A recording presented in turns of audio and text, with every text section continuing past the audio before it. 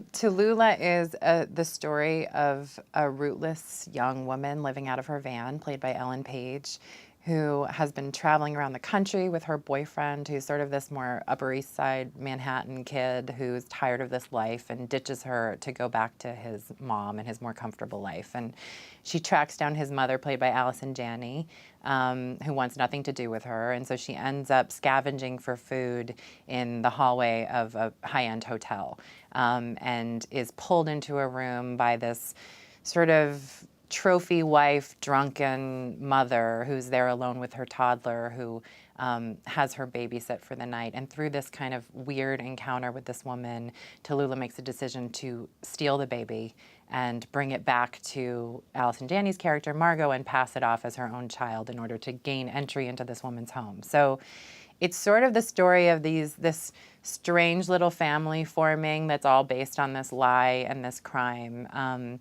But also really three disconnected women whose lives are radically transformed by this act, and who find connection in the weirdest of ways.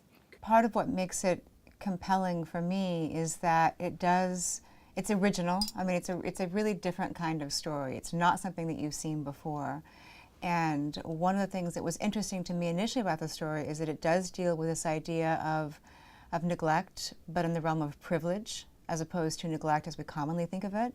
So it's this very tragic but very privileged woman who is failing to care for her child, and I think that Ellen Page's character in many ways is kind of saving herself as she saves this child. And there was something about the sort of nexus of all of these stories and the way it came together that I just thought was really extraordinary. I think these characters on the page were very challenging. They were morally ambiguous and kind of made really bad decisions, and somewhat unlikable in their behavior. And so I knew that I needed really charming people, that you had a kind of lovable quality, that you would forgive them some of their terrible choices. So when I met Ellen, she just has so much charm and charisma, and that little face that you want to just squeeze and kiss.